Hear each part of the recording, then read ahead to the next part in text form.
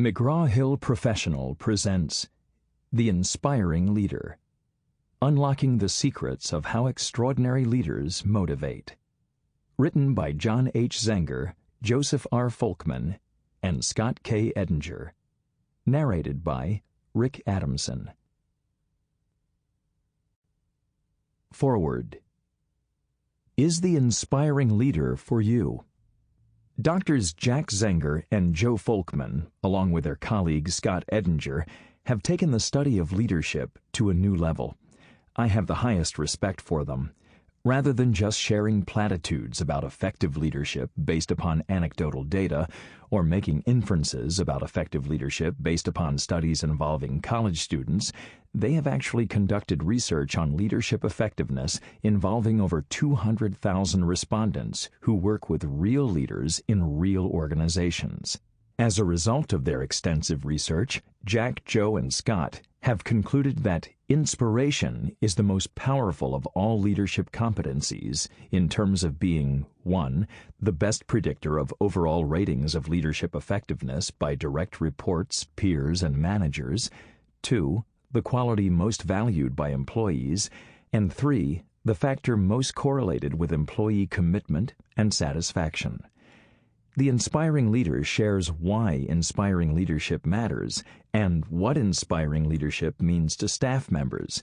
More importantly, it goes on to describe how you can become a more inspiring leader.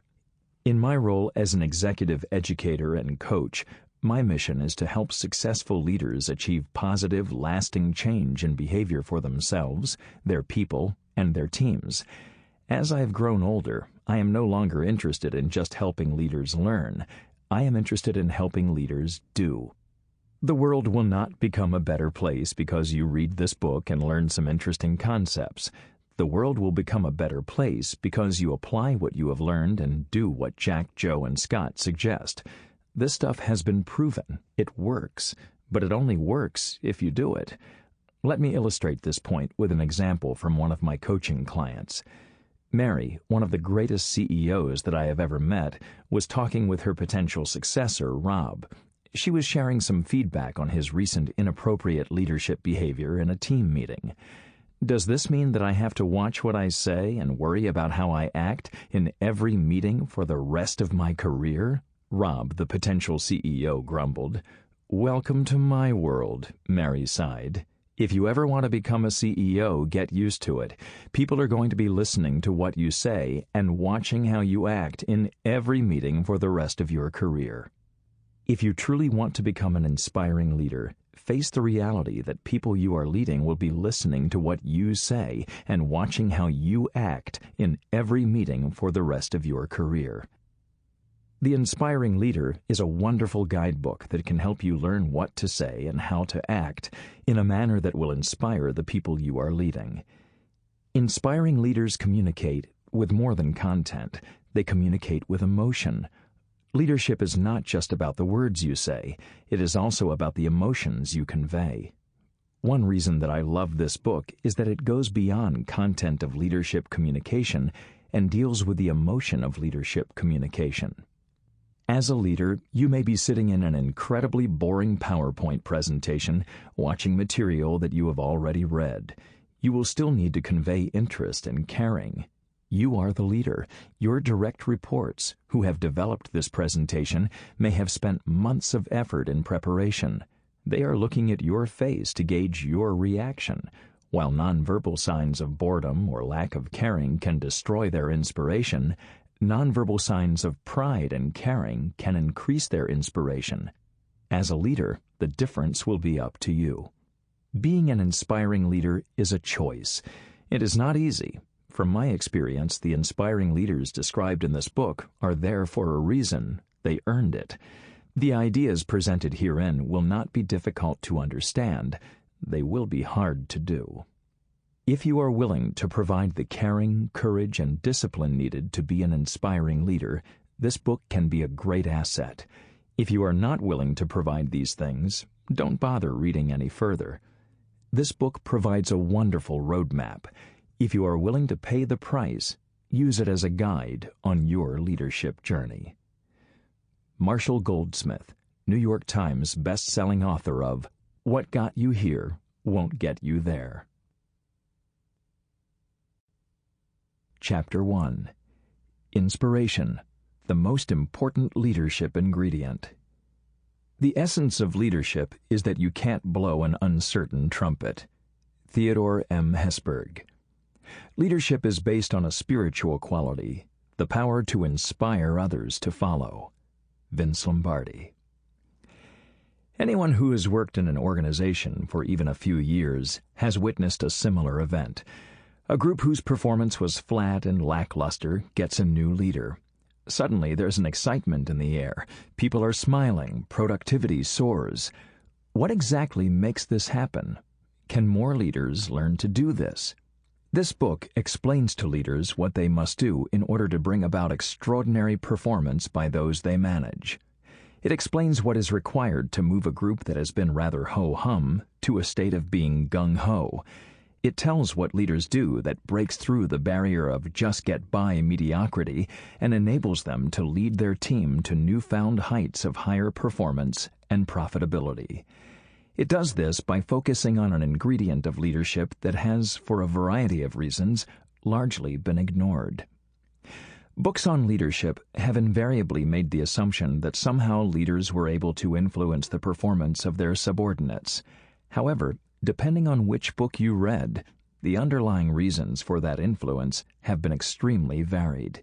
For example, each book would attribute the result to a different factor, such as these: brilliant strategic thinking, superb execution, the leader's passion and strong drive for results, technical brilliance and innovation, strong interpersonal skills, nobility of character, being a good problem solver. The list goes on, given the thousands of books on the subject.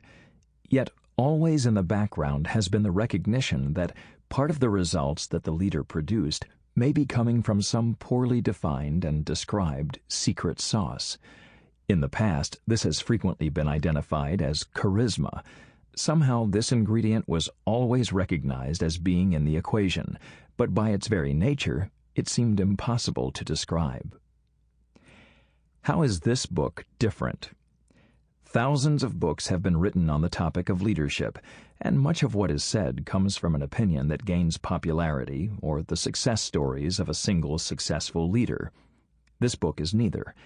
We approach the topic of inspiration and motivation from an analytical perspective, using research methods with statistically significant data and objective empirical evidence regarding what makes a leader inspiring. As a result, this book is not a creation of ideas for how leaders inspire. Rather, it provides you with a discovery of what the best leaders around the world do to inspire and motivate others. After all, what are leaders to do when they consider that their job requirements are to achieve financial objectives, meet organizational or divisional goals, implement changes, and manage teams of people, and while they are doing that, their bosses tell them to be sure to be inspirational and motivating? The message of this book can be summed up this way. Leadership is very complex. It is made up of many components, several of which we've just noted. Like a wonderful dish served by a world-class chef, it has many ingredients that make it so delicious. While much has been written about many of the key ingredients, there is one that has received little attention, and yet it is the one that our research suggests is the most important. The question, what makes an outstanding leader, has been asked many times. Our approach to attempting to find a valuable answer to that question came from having an extensive database that consisted of more than 200,000 multi-rater or 360-degree feedback instruments that described 20,000 managers. For several data sets inside that large database, we had company performance measures. This enabled us to identify those who received the highest aggregate scores and compare them with those who scored less well. By doing this, we were able to identify those competencies that most powerfully differentiated these different groups. Thus, our approach was empirical rather than clinical. As time went on, we were frequently asked to identify which of these competencies was the silver bullet that made the greatest difference. It became increasingly clear that one of them, inspires and motivates to high performance, was the single most important quality or competency for the leader to possess. But let us reiterate, this does not mean that the other elements of leadership are not important. They can't be ignored. This book will focus on the ingredient that has mostly been brushed over and forgotten. We'll attempt to explain why that may have happened, but beyond that, we will attempt to analyze it in a way that makes sense to the intelligent layman. Our most important objective, however, is to provide specific suggestions about how every leader can acquire more of this attribute. This book is not completely unique in its focus on inspiration or charisma. Others have alluded to this ingredient, but we come at this topic from a different perspective. We bring an empirical, analytical approach to this subject that would seem more likely to be applied by a poet or novelist. Our objective will be to demystify it and take it from the realm of an intangible, indefinable quality to something that can be studied and then put into practice. Our desire is to help leaders understand how they can better develop this quality and immediately put it to work in their daily leadership behavior. Why we chose this topic. First, why did we choose this topic? The short answer is that after doing research for our earlier book, The Extraordinary Leader, we continued to analyze those competencies that were most powerful in separating extraordinary leaders from all the others. We had often been asked, so if I have to choose one thing to work on, what should it be? For a considerable time, we avoided answering that question because there were many leadership competencies that our research showed to be important. The easiest answer was the classic, it depends. What people choose to work on should depend on their job, the company culture, the organization's strategic direction, their passion, and their interests. As time went on, however, our research revealed that there was one leadership competency that deserved some special attention. It was inspires and motivates to high performance. 3 distinct pathways each led to this same conclusion. 1. First, our research showed inspires and motivates to high performance to be the most powerful predictor of someone's being seen as an extraordinary leader. From a field of 16 such competencies, this one clearly stood out. The specific measures that we used to describe this characteristic and that most powerfully made that separation of best and worst leaders were the following. A. Inspires others to high levels of effort and performance. B. Energizes people to achieve exceptional results. 2. Next, when the subordinates of tens of thousands of leaders were directly asked what leadership competency they most wanted to have in their leader, their resounding first choice was inspires and motivates to high performance. 3. Finally, when we measured employee commitment and engagement in organizations and analyzed what leadership behaviors were most associated with the highest levels of employee commitment, inspires and motivates again was the competency at the top of the list. It was consistently the most highly correlated with those employees who would recommend the organization to a friend, seldom thought about leaving, and were willing to go the extra mile. We're not suggesting that there is a single silver bullet for leadership, but the ability of leaders to inspire those about them comes the closest to being that all-powerful solution. We simply cannot overemphasize how robust and dominant it is. Why motivation matters. The authors have backgrounds that, on the face of it, would seem to make it unlikely that they would write a book on inspiration. Why? Because inspiration is a topic that most people see as soft and mysterious, and nothing in our past work experience would point in this direction. In addition to that, our past research interests would also make us unlikely candidates for this topic. We have a reputation for taking an empirical, relatively hard-nosed view of leadership and how leaders can best be developed. We insist on showing the business case for what we recommend. Frankly, in the past, we gravitated away from the touchy-feely activities that were prevalent in our profession and favored the well-researched behavioral approach to developing leaders. We insist on doing only those things that have been proven to have a positive impact and really work. Yet the reason we chose this subject is embedded in what has just been said. We could no longer simply ignore the topic just because it seems so hard to define or implement. That's a rather cowardly thing to do. Nor could we brush it under the carpet on the grounds that it is just too squishy.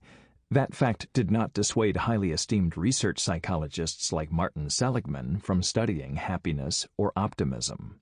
The compelling force that we could not escape was the simple fact that the data led us here.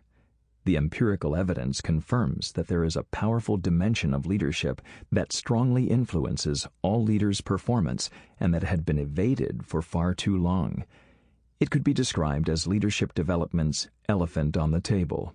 You can pretend it isn't there, but everyone strongly suspects or knows it is there, despite the fact that few want to talk about it. Is this book for you?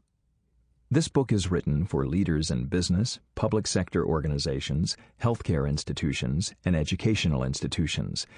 The conclusions are as relevant to long-established manufacturing companies as they are to a recent high-tech startup.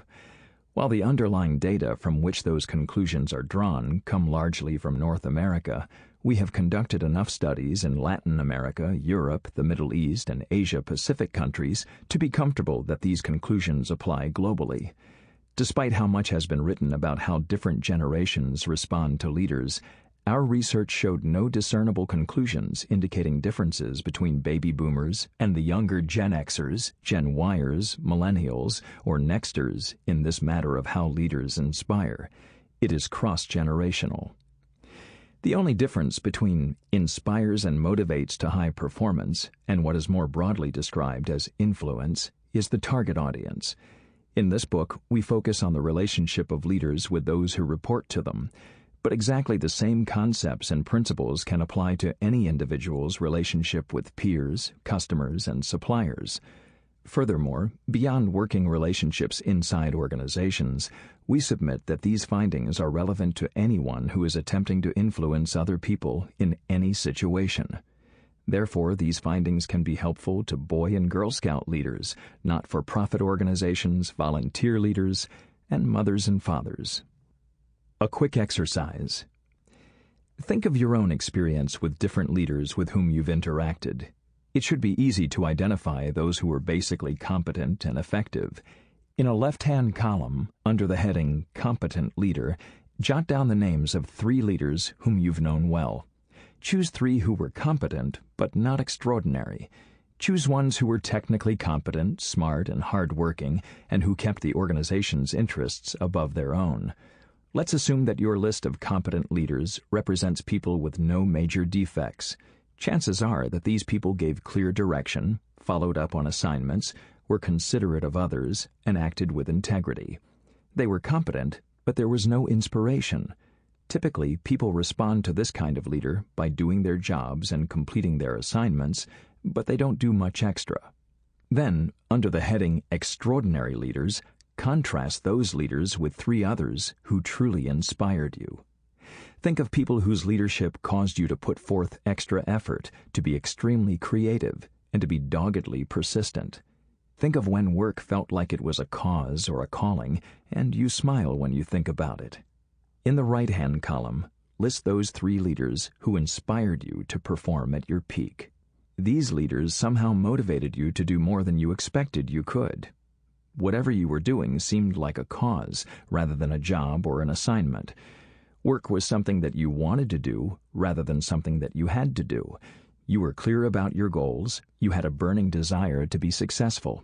Those around you were also caught up in the excitement. Everyone was working hard to make something important happen. There is a dramatic difference between the 2 experiences. We've noticed that people invariably smile when they talk about their experience with the leaders in the right-hand column. They seldom smile when they talk about their experience with those on the left. Adequate leaders get everyone to do their jobs, but inspirational leaders are able to get people to rise far above that mark and achieve more. They perform better on an individual basis, and the team they work in performs better as well. Now think about your current situation, which describes the kind of leadership that you provide. If you have subordinates, do they consistently go the extra mile? Do they take complete responsibility, act with optimism and enthusiasm, bounce back when things go poorly, and in general act like owners rather than hired hands? Do people laugh and appear to be having a good time at work? If you would like to have more of that behavior from the people who report to you, then we invite you to read on. We think you will find some valuable ideas about making that happen. Why we've avoided this topic in the past.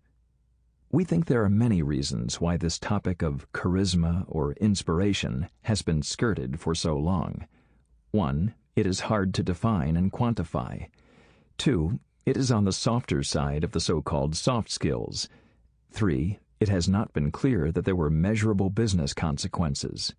Let's explore each of these reasons briefly. Inspiration is hard to define and quantify. The word inspiration literally means putting life into something that had been lifeless. It is the concept involved in the biblical account of God putting spirits into the bodies of Adam and Eve in order that they might have life. While many books have been written about motivation, little has been written about inspiration. Even less has been written that is based on any research. That's what we believe separates the information in this book from much of what you might have read in the past. Fortunately, some good researchers have begun to explore the topic. We're grateful to them because their work begins to provide some answers. We have also associated this dimension of inspirational leadership with the term charisma. It has been a catch-all phrase to describe all those qualities and behaviors that could not be defined and measured, but that obviously had a strong impact on the results that a leader produced. Charis means grace or gift in Greek, and it has come to be associated with a special gift or power displayed by a leader. The sociologist Max Weber described it as a certain quality of an individual personality by virtue of which he is set apart from ordinary men and treated as endowed with supernatural, superhuman, or at least specifically exceptional powers or qualities. For more than 60 years, astute observers have noted this unique dimension of leaders, but it has been left in the category of questions that someone jokingly described as too hard. Be aware that we will use the terms charisma and inspiration somewhat interchangeably as we go forward. Based on our analysis, they seem extremely close to each other. We realize that some think of charisma as being a broad collection of qualities that creates a leader's influence. However, the same can be said of inspiration. Some may think of inspiration as being a bit narrower and linked to specific actions. We've chosen to make them virtually equal. Together, the terms inspiration and charisma feel as if they are in the same category as the word pornography. We have all heard the classic comment by Judge Black, who acknowledged, "I can't define it, but I can recognize it when I see it." That's how most have approached charisma and inspiration, and this is where we seem to be at the moment. It is on the softer side of the so-called soft skills. Possibly because it has been hard to define, social scientists have shied away from motivation as a topic for analysis on the grounds that if the topic of interpersonal skills was a soft subject, this was simply over the top. A few academics have attempted to define it, but virtually no progress has been made on how to develop it. Until recently, any work done in the way of practical attempts to help leaders develop these qualities has been in the hands of people from the world of drama and acting, or that of presentation skills training. This topic switches from the more cognitive, rational, and potentially empirical analysis of observable behavior over to another side. It is now in the realm of emotions, feelings, affect, and energy. It is a territory where many of us begin to squirm and become extremely uncomfortable. Yes, most of us can intellectually acknowledge that feelings are important, but the traditional business person tends to leave that world for the actors, artists, singers, poets, and painters to tend. It is a realm that we don't pretend to understand well, let alone know how to help others develop.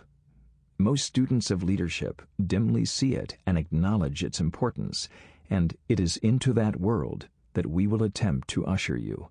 It is also the world into which we hope to bring more light. It has not been clear that there were measurable business consequences. When dealing with groups of executives, we have been surprised by the number who don't see much of a direct link between leadership effectiveness and organizational performance. We don't have precise data on this question, But it seems as if about 40% of the leaders we encounter don't see that direct linkage between leadership and business results. The good news is that the majority see the connection. The telling fact, however, is this: if the business impact of overall leadership excellence is not clear, then it is very clear that a leader's ability to inspire others would not be seen as having powerful business consequences. How the rest of the book is organized. Chapter 2 summarizes our research on the link between leadership and business outcomes, and specifically on the linkage between inspiration and business results. Chapter 3 explains the objectives for leaders' inspiring behavior. Leadership is obviously directed to subordinates, peers, and those elsewhere in the firm. But for what purpose? To what end? This chapter defines what the inspirational leader actually accomplishes and why that is so important to the organization. Chapter 4 provides a quick overview of the research that underpins this work. We didn't want any reader to get bogged down in a somewhat detailed discourse on research, so we've presented only what we thought you needed to know in order to fully appreciate that these conclusions are on a solid footing. Chapter 5 describes some general characteristics or attributes that the inspirational leader needs to possess. Such compelling data existed for the importance of these basic attributes that we concluded that the reader needed to understand them and their importance for her success. For those who may not have those attributes fully developed, we offer some useful suggestions. Chapters 6 through 12 are the heart of the book. If your reading time is limited, go there. They present the research that shows precisely what leaders do that inspires the people about them. We have attempted to make this as operational and actionable as possible. A big complaint about books of this kind has been that they serve up platitudes that are nearly impossible for an average mortal to put into action. Chapter 13 approaches this topic from the opposite direction. What do we know about leaders who have just the opposite effect from being inspirational? What precisely do these leaders do? Can we apply those lessons to ourselves to ensure that we aren't guilty of those practices that do not inspire, but rather have the opposite effect? Chapter 14 presents our final conclusions and summarizes our findings. You may obtain a copy of this to keep in a convenient place for frequent reference by going to www.zengerfolkman.com/products/inspiring-leader/summary. There you will also find other helpful tools and information. Finally, be prepared to be reminded of important concepts. Don't expect startling revelations of new truth. The big secret is that there is no big secret. Many of the actions of leaders that inspire others are simply wise management and leadership practices that have been described by others. When we work with leaders, we occasionally hear, "This is common sense." That is true. Our response is simply, "Unfortunately, not often enough is it common practice." There is a chasm between knowing what you should do and doing it. Ask anyone who has ever been on a diet. Our contribution may simply be to make you keenly aware of how important those actions are to your success in inspiring those about you. If you'd like further information and resources about the ideas in this book, go to www.zengerfolkman.com and click on the Inspiring Leader icon. Part 1. The Importance of Inspiration. The first section of this book explains why, out of all the topics that make up the broad subject of leadership, we chose this topic. We believe you'll find this both interesting and important, but you could move directly to Part 2, the making of an inspirational leader. Here's what you'd miss. Chapter 2 has a simple message. Inspiration makes sense from a hard-nosed business perspective. Inspiration affects several business outcomes that most executives care about, and this chapter presents the evidence. Chapter 3 flips the subject of inspirational leadership upside down and looks at it from the perspective of the subordinates. What exactly is the impact of inspirational leaders on the people they lead? What do we want to see happening with that group? Isn't looking at the behavior of their subordinates the best way to assess whether leaders are truly inspirational? Chapter 4 presents a brief description of the research methodology that led us to our conclusions. We've saved some of the details for Appendix 1 and have done our best to keep this chapter mercifully short. However, your acceptance and Sample complete. Ready to continue?